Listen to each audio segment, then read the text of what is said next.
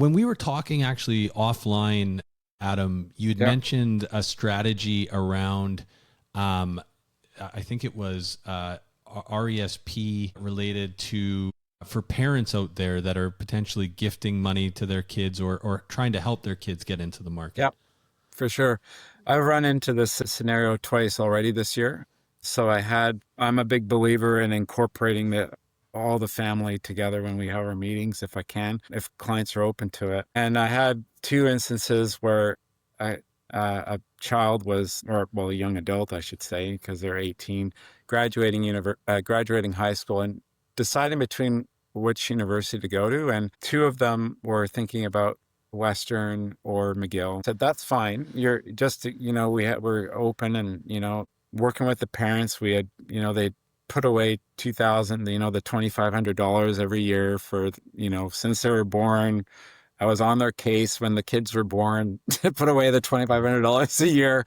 The government chipped in their, the taxpayer chipped in their $500. So it's $3,000 a year up until the age of 14 when all the government grants were maxed out. And, so, yeah, with that relatively small investment, each of the parties had the kids had about $100,000 in their RESPs to fund their education. And so I said to them, look, you've got a choice. You can either stay local and save a ton of money on tuition and get the same degree at the end of the day, the same letters after your name, or you can go and have the university experience in Western and McGill, live in a different city, knowing though that you're gonna drain that $100,000 just on tuition and housing costs. And I'm not saying which one's better. I just want you to make a decision here, because what you have, and we did the financial plan for the clients, and in both cases, they didn't need their tax-free savings accounts to fund their retirement. It was extra,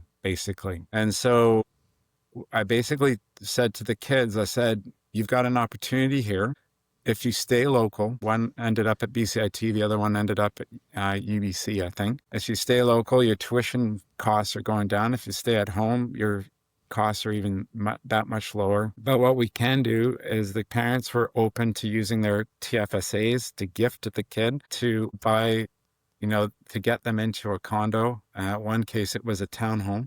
And basically all I need as far as to access the RESPs is confirmation of enrollment. We don't necessarily need proof that they're using it for textbooks or tuition or whatever the case may be, because technically it's housing costs. Whether you're paying rent in Montreal or putting it towards rent here in Vancouver, it really doesn't matter. In this case, both kids, when they realized the potential of this, they said, well, if I can have my own house, if I can have my own condo after university, after a degree, after my four years, and we use the RESP withdrawals to make the mortgage payments on their place. All I needed again was confirmation of enrollment that they were at BCIT and at UBC. We used parents' tax-free savings account, gifted to for the down payment.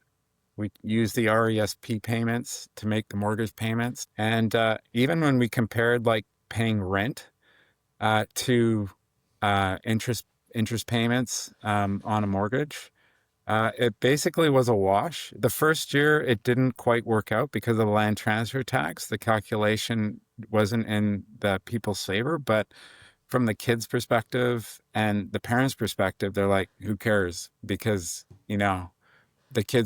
we're just gonna transfer the ownership of the condo or the townhome once they graduated and university. And we basically achieved two goals at the same time. We've paid for their tuition, we paid for their post-secondary education, and we've helped subsidize, them getting into their first condo, in relatively short order. So that was just two examples of clients where we were able to leverage the RESP to basically pay the mortgage payments, which would have gone to rent in London, Ontario or Montreal. So just because we had that discussion with the kids, and we had kind of like a family conference and so yeah, that's basically an example of where you can leverage the RESP to help cover mortgage payments or down the road.